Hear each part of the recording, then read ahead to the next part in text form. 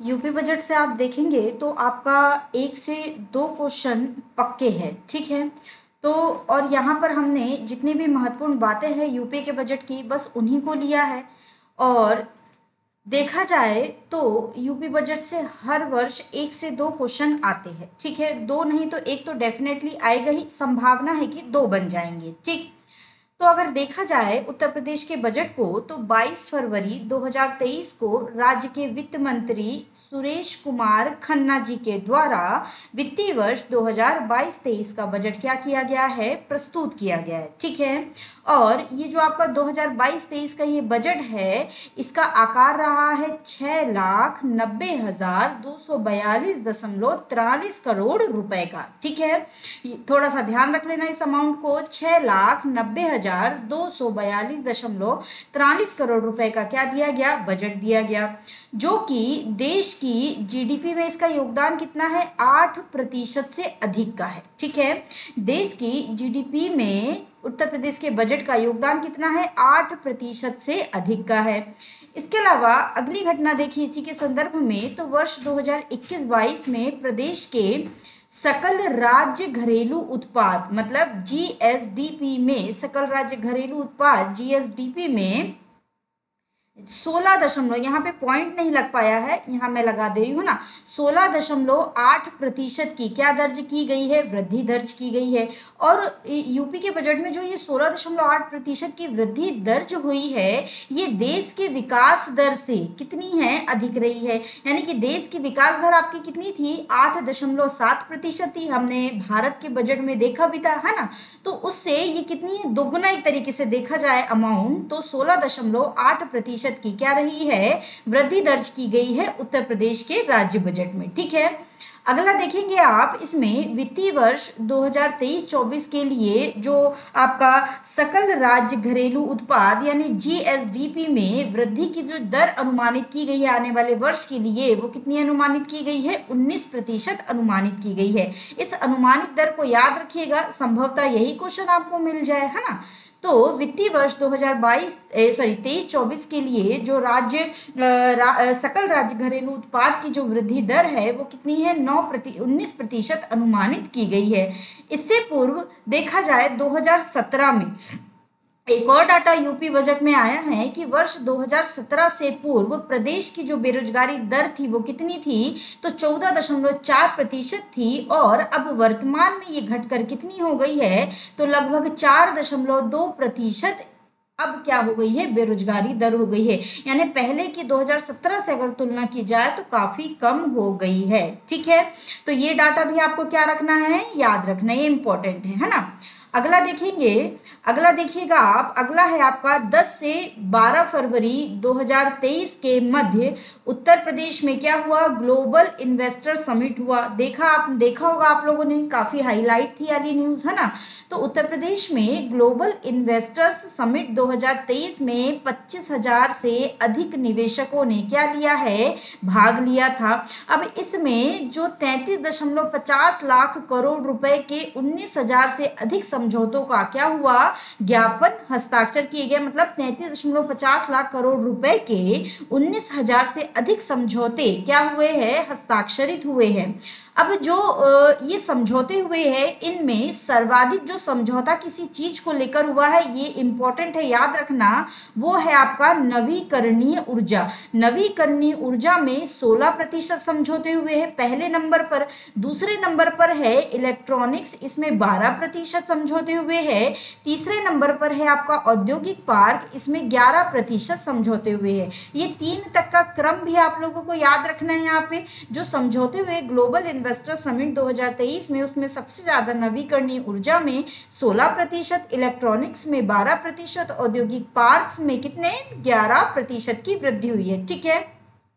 अगला है आपका शिक्षा में कितने प्रतिशत की वृद्धि हुई है, 9% की वृद्धि, और लॉजिस्टिक में 9%, सॉरी, शिक्षा में कितने प्रतिशत का समझौता हुआ है, तो 9%, और लॉजिस्टिक में 9%।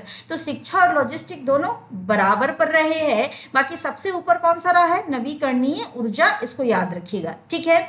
इन सेक्टर्स में, इन 5 सेक्टर्स में मुख्य तौर पर क्या हुए हैं, समझौता ज्ञापन हुए हैं, किसके अंतर्गत, ग्लोबल इन्वेस्टर्स समिट के अंतर्गत, ठीक है। अगली महत्वपूर्ण घटना ये है कि 1 दिसंबर 2022 से 30 नवंबर 2023 के मध्य विश्व के सबसे शक्तिशाली 20 देशों का समूह G20 के सम्मेलन की मेजबानी कौन कर रहा है? भारत कर रहा है। अब भारत किसकी मेजबानी कर रहा है? G20 की। तो G20 की जो मेजबानी कर रहा है, इसके संदर्भ में जो बैठकें होंगी, जो समझौते होंगे, जो बातचीत होगी, उसमें से लगभग 200 से अधिक बैठकें कहाँ होने वाली है? उत्तर प्रदेश में होने वाली है। और उत्तर प्रदेश में भी उत्तर प्रदेश के 4 शहर, ये इंपॉर्टेंट है, याद रखिएगा, है ना। उत्तर प्रदेश के 4 शहर, एक लखनऊ, एक आगरा, एक वाराणसी और एक ग्रेटर नोएडा, ये 4 शहरों में, उत्तर प्रदेश के 4 शहरों में कुल 11 बैठकों का क्या किया जाएगा? आयोजन किया जाएगा। पूरे जो G20 समूह है, इसकी जो पूरी बैठक होगी, भारत में लगभग 200 से अधिक बैठकें होने वाली है। इसमें से लगभग 11 बैठकें उत्तर प्रदेश के 4 शहरों में, लखनऊ में, आगरा में, वाराणसी में, ग्रेटर नोएडा में की जाएगी। तो ये याद रखना, ये 4 शहर याद रखिएगा, सॉरी, ये पूछे जा सकते हैं, ठीक है। अगला देखेंगे, अगला है आपका प्रधानमंत्री आवास योजना ग्रामीण एवं शहरी दोनों, ठीक है। किसमें? प्रधानमंत्री आवास योजना ग्रामीण और शहरी के अंतर्गत आवास निर्माण, ग्रामीण स्वच्छ शौचालय निर्माण, सूक्ष्म लघु मध्यम उद्योगों की स्थापना, स्मार्ट सिटी मिशन के अंतर्गत India smart city award contest में तथा PFMS पोर्टल, ठीक है।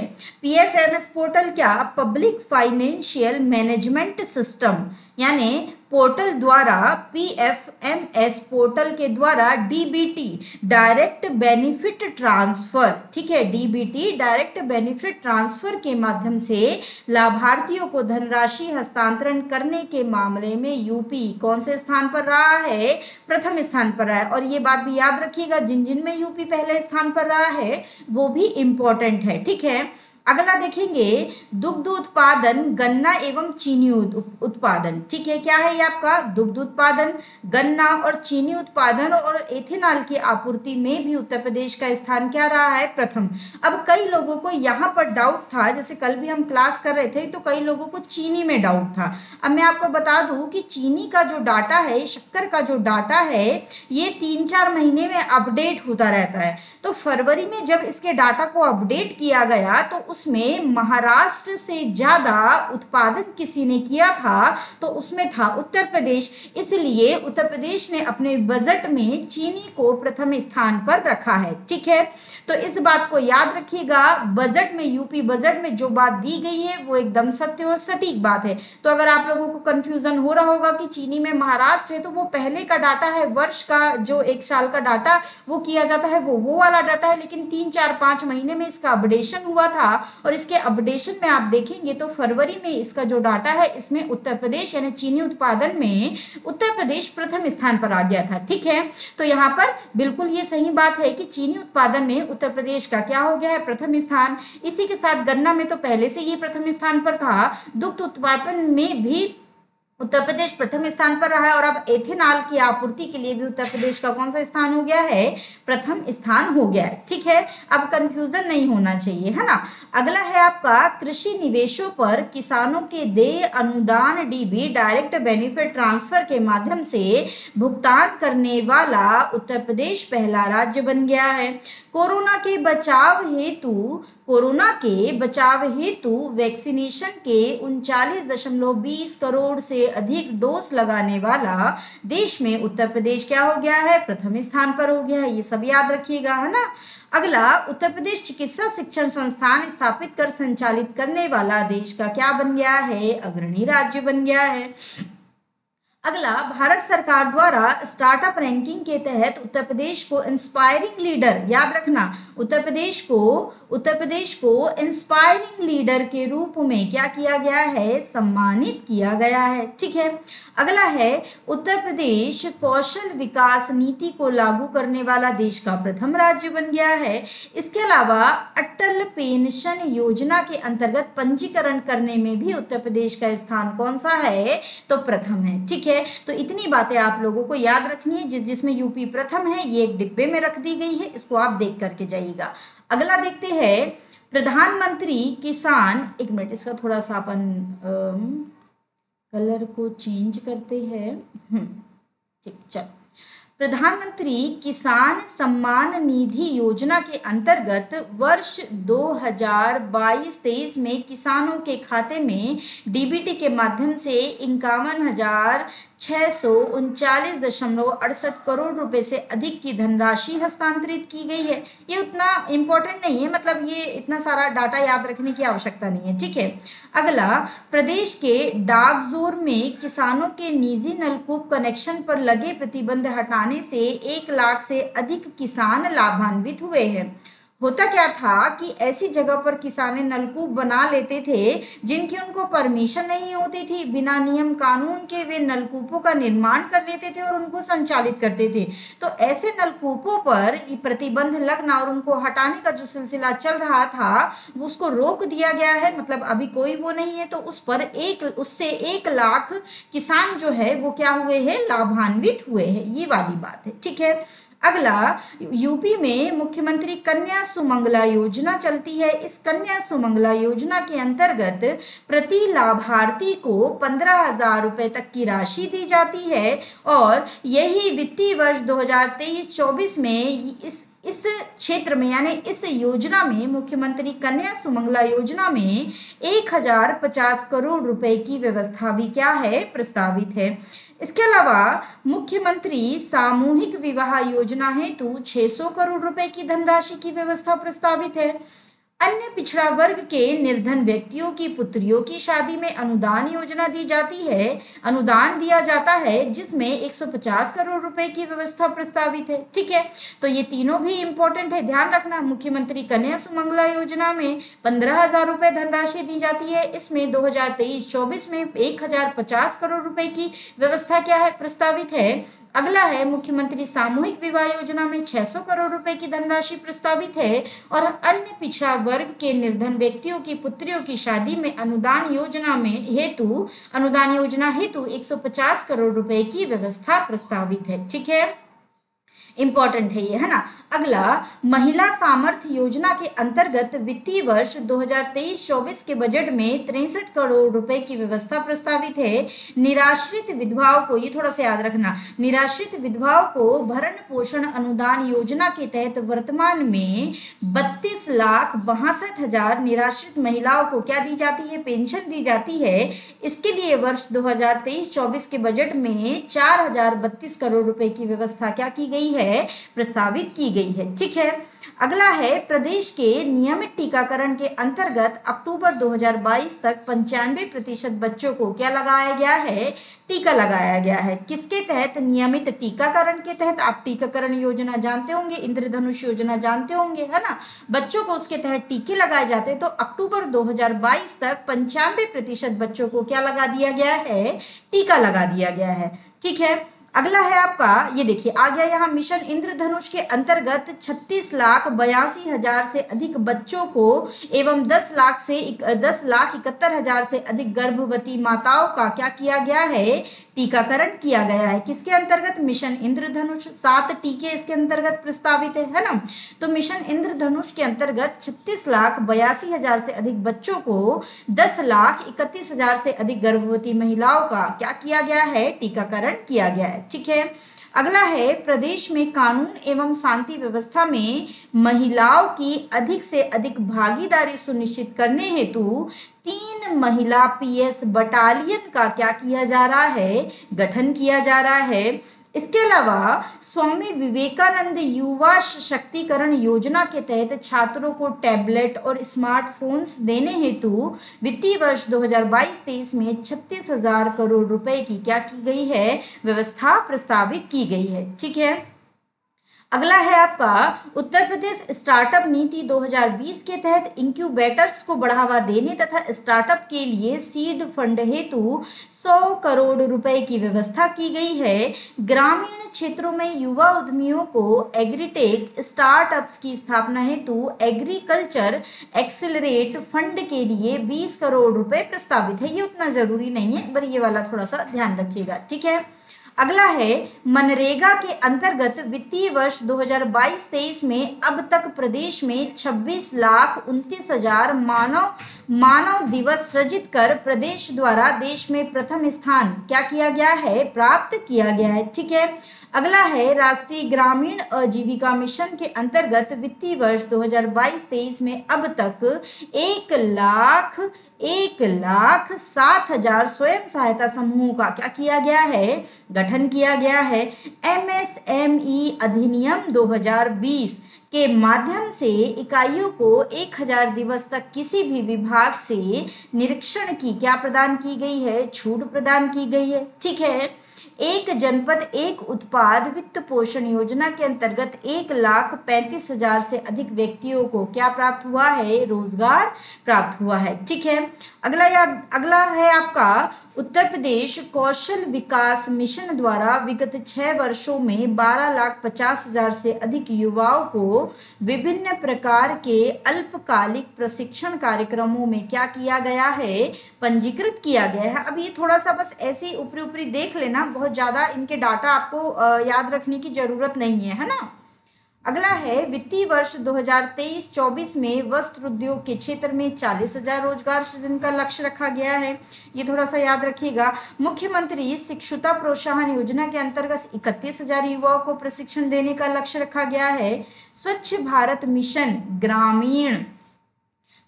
मिशन ग्रामीण योजना के अंतर्गत वर्ष 2023-24 में 6,65,473 व्यक्ति शौचालय निर्माण और 330 विकास खंडों में प्लास्टिक प्रबंधन का क्या रखा गया है, लक्ष्य रखा गया है, ठीक है। अगला है आपका वर्ष 2023-24 में 1700 किसान पाठशालाओं द मिलियन फार्मर्स स्कूल का क्या किया जाएगा, आयोजन किया जाएगा। और उत्तर प्रदेश मिलेट्स पुनरुद्धार कार्यक्रम के क्रियान्वयन हेतु 55 करोड़ 60 लाख रुपए क्या किए जाएंगे, प्रस्तावित किए जाएंगे, ठीक है। अगला है प्रदेश के निराश्रित बेसहारा गोवंश की समस्या के निराकरण हेतु, जिससे किसान लोग काफी परेशान हैं। लोगों को रात रात भर अपने घर पे क्या मतलब खेतों पे क्या करनी पड़ती है, निगरानी करनी पड़ती है, और बेचारे जो गोवंश है उनका क्या कर देते हैं, पूरा खेत कभी कभी उजाड़ भी दिया जाता है, तो काफी एक समस्या है। तो इन्हीं के निराकरण हेतु समस्त जनपदों में 187 वृहत गो संरक्षण केंद्र का क्या कराया जाना है, निर्माण कराया जाना लक्षित है। इनमें से लगभग 171 केंद्रों का क्या हो चुका है, निर्माण कार्य पूरा हो चुका है ना। अगला है उत्तर प्रदेश खाद्य प्रसंस्करण उद्योग नीति। उत्तर प्रदेश खाद्य प्रसंस्करण उद्योग नीति 2022 के क्रियान्वयन हेतु 100 करोड़ रुपए प्रस्तावित किए गए हैं। सहारनपुर में centre of excellence for Honey की स्थापना के लिए 10 करोड़ रुपए प्रस्तावित है। ये याद रखिएगा, सहारनपुर में किसके लिए, centre of excellence for Honey की स्थापना के लिए 10 करोड़ रुपए क्या किए गए हैं, प्रस्तावित। ऑपरेशन कायाकल्प, ऑपरेशन कायाकल्प का संबंध किससे है, प्राथमिक विद्यालयों की अवस्थापना सुविधाओं के विकास से, ठीक है। याद रखिएगा, ऑपरेशन कायाकल्प का संबंध किससे है, प्राथमिक विश्वविद्यालयों की अवस्थापना सुविधाओं का और सुविधाओं से है, ठीक है। इनके विकास के लिए 1,000 करोड़ रुपए क्या किए गए हैं, प्रस्तावित किए गए, किसमें, ऑपरेशन कायाकल्प में, यानी प्राथमिक विद्यालयों की विकास के लिए, ठीक है। अगला है केंद्र सरकार की सहायता से पीएम श्री, इसको याद रखना है ना, केंद्र सरकार की सहायता से पीएम श्री प्रधानमंत्री school for rising India, PM Shri का मतलब प्रधानमंत्री स्कूल फॉर राइजिंग इंडिया नामक नई योजना प्रदेश में क्या की जाएगी, क्रियान्वित की जाएगी, ठीक है। अगला है ग्राम पंचायत एवं वार्ड स्तर पर डिजिटल लाइब्रेरी की स्थापना की नई योजना भी क्या की गई है, शुरू की गई है। किसकी, डिजिटल लाइब्रेरी कहाँ पर, ग्राम पंचायत और वार्ड स्तर पर, ठीक है। एक है आपका प्रोजेक्ट अलंकार। प्रोजेक्ट अलंकार। ये जो प्रोजेक्ट अलंकार है, इसमें राजकीय माध्यमिक विद्यालयों में विभिन्न अवस्थापना सुविधाओं के विकास के लिए क्या चलाया गया है, एक प्रोजेक्ट अलंकार चलाया गया। कहाँ पर? राजकीय माध्यमिक विद्यालयों में वहां की अवस्थापना और सुविधाओं के विकास के लिए। जैसे ऑपरेशन कायाकल्प प्राथमिक विद्यालयों से संबंधित है, वैसे ही प्रोजेक्ट अलंकार माध्यमिक विद्यालयों से संबंधित है। ठीक है, ऐसे याद रखो। अगला है विंध्याचल धाम मंडल में मां विंध्यवासिनी राज्य विश्वविद्यालय की स्थापना की जाएगी। मुरादाबाद मंडल में राज्य विश्वविद्यालय की स्थापना की जाएगी और देवी पाटन मंडल की मां पाटेश्वरी देवी राज्य विश्वविद्यालय की क्या की जाएगी? स्थापना की जाएगी। ठीक है।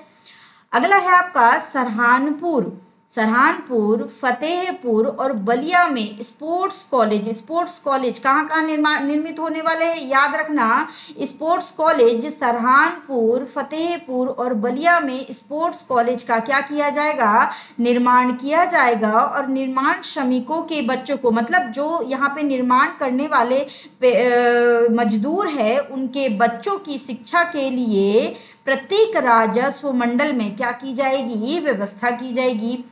1000 प्रत्येक राजस्व मंडल में, ये इसी के आगे का है ना, 1000 बालक बालिकाओं के लिए कक्षा 6 से कक्षा 12 तक के अध्ययन हेतु अटल आवासीय विद्यालय का संचालन सत्र 2023-24 से क्या किया जाएगा? संचालन इनका 2023-24 से किया जाएगा। ठीक है। नई उत्तर प्रदेश पर्यटन नीति 2022 के अंतर्गत अगले 5 वर्षों में 10 लाख करोड़ रुपए का निवेश एवं 20,000 रोजगार सृजन का लक्ष्य निर्धारित किया गया है। किसके तहत? नई उत्तर प्रदेश पर्यटन नीति। याद रखिएगा, नई उत्तर प्रदेश पर्यटन नीति कब? 2022। अब इससे अगले 5 वर्षों में 10 लाख करोड़ रुपए का निवेश और 20,000 रोजगार सृजन का क्या रखा गया है? लक्ष्य रखा गया है। अगला है प्रधानमंत्री स्वनिधि योजना। प्रधानमंत्री स्वनिधि योजना के अंतर्गत देश में सर्वाधिक 10.33 लाख से अधिक पथ विक्रेताओं को 1190 करोड़ 39 लाख रुपए का ऋण वितरित कराते हुए उत्तर प्रदेश ऋण वितरण में प्रथम स्थान पर है। ये स्वनिधि योजना को लास्ट ईयर भी पूछा था, स्वनिधि योजना का संबंध किससे? ठीक है, 2022 का ये क्वेश्चन है। तो ये पथ विक्रेताओं से कोरोना के टाइम पर ही इसको क्या किया गया था? शुरू किया गया था। ठीक है, तो इसमें सबसे ज्यादा ऋण किसने वितरण करवाया है? तो उत्तर प्रदेश इसमें प्रथम स्थान पर है। ठीक है। अगला है कामगार मृत्यु और दिव्यांगता सहज योजना। कामगार मृत्यु व दिव्यांगता सहज योजना के तहत कार्यस्थल पर श्रमिक की मृत्यु की दशा में 5 लाख रुपए, अगर दिव्यांग हो गया है वो श्रमिक और स्थायी तौर पर दिव्यांगता है कि अब ठीक नहीं हो सकती है, तो उसमें 4 लाख रुपए, और आंशिक तौर पर दिव्यांगता हुई है तो उसमें 3 लाख रुपए की सहायता प्रदान किए जाने का क्या किया गया है? प्रावधान किया गया है। ठीक है। अगला है असंगठित क्षेत्र के कर्मकारों हेतु एक योजना संचालित की गई। क्या है ये? मुख्यमंत्री जन आरोग्य योजना।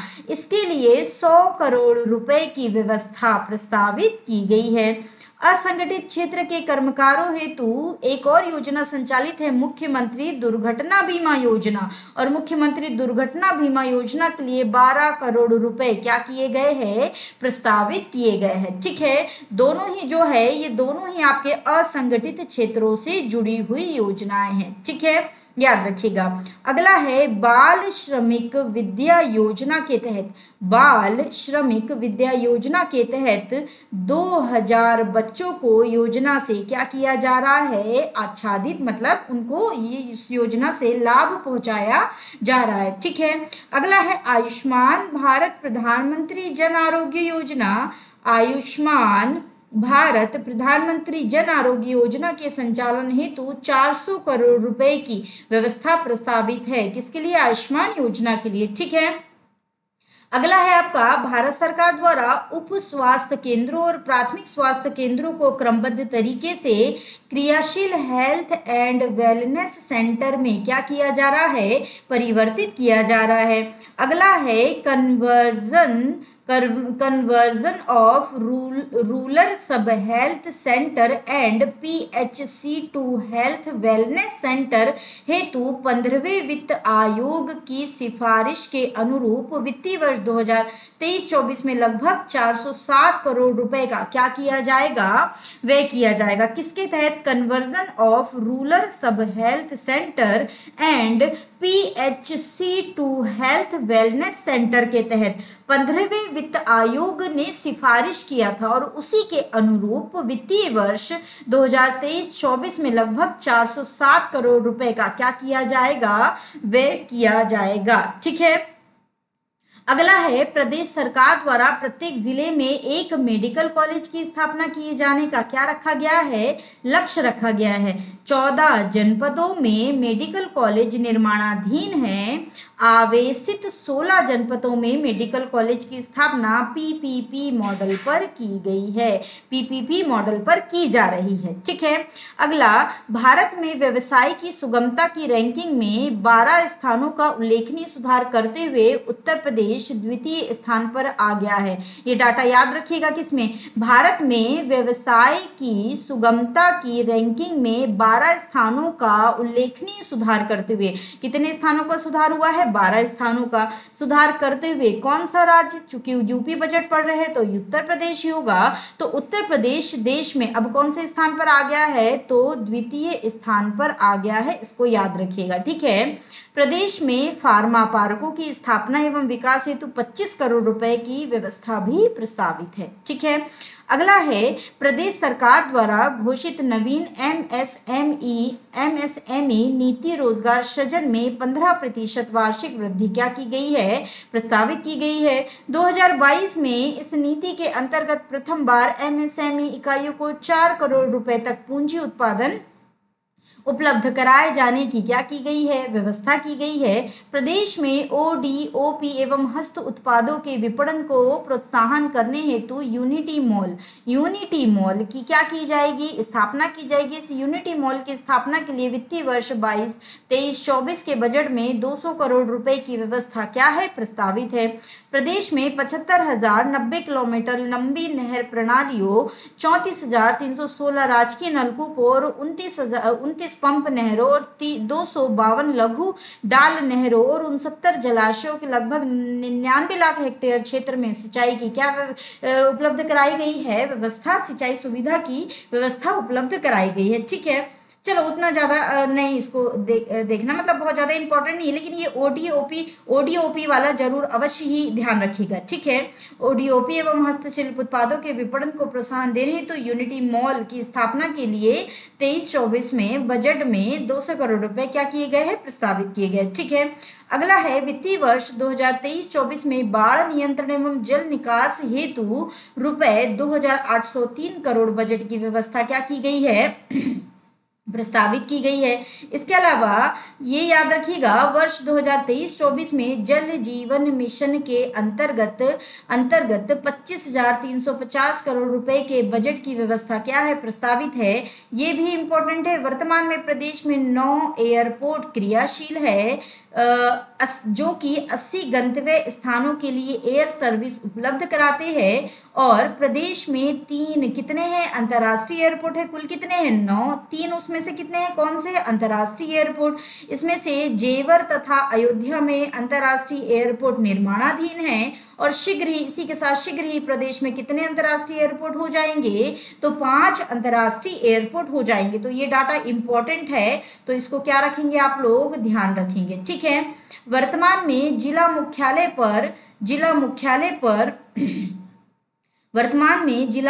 पर 24 घंटे, तहसील मुख्यालय पर 20 से 22 घंटे और गांव को 18 से 20 घंटे बिजली दिए जाने का रोस्टर निर्धारित किया गया है। उत्तर प्रदेश सौर ऊर्जा नीति 2022 के अंतर्गत 5 वर्षों में 22,000 मेगा विद्युत उत्पादन क्षमता का यूपी में क्या रखा गया, लक्ष्य। ये भी इंपॉर्टेंट है, याद रखना। उत्तर प्रदेश सौर ऊर्जा नीति कब, 2022 के अंतर्गत 5 वर्षों में 2200 मेगा गीगावाट विद्युत उत्पादन क्षमता का क्या रखा गया है, लक्ष्य रखा गया है। इसके अलावा इंफ्रास्ट्रक्चर के लिए 21,159 करोड़ रुपए, धार्मिक पर्यटन को ध्यान में रखते हुए बजट में धर्मार्थ मार्ग धार्मिक स्थलों के सड़क के विकास के लिए 1,000 करोड़ रुपए प्रस्तावित है, और कानपुर मेट्रो रेल परियोजना के लिए $585 करोड़ और आगरा मेट्रो रेल परियोजना के लिए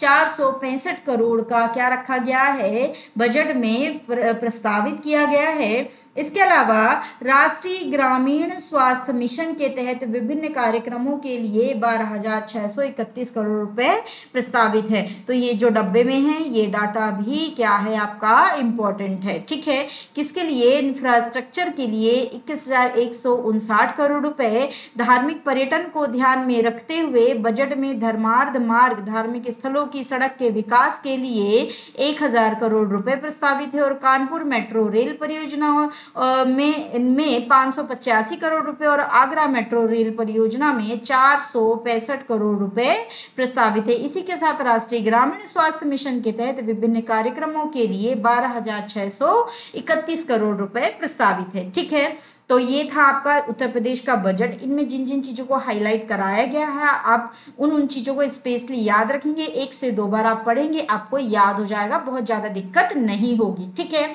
और कुछ डाटा है जो आपको थोड़ा थोड़ा ध्यान रखना है, और बहुत ज्यादा ऐसे रटना नहीं है, डाटा को 1-2 बार पढ़ोगे तो वो दिमाग में बना रहेगा, जब ऑप्शन आपके सामने आएंगे तो आपको हिंट हो जाएगी। और चीनी वाला भी डाउट आपका क्लियर हो गया है, यूपी को ही आपको प्रथम मानना है। ठीक है, चलिएगा, तो अभी के लिए बस इतना ही। अभी नेक्स्ट एक और है करंट का, मार्च की करंट अफेयर्स है ना, उसका भी मैं जस्ट इसके बाद ही तैयार करूंगी, तो वो भी आपको रात तक संभवतः सुबह तक मिल जाएगा उसका भी। ठीक है, जब तक आप लोग इसको देखिएगा।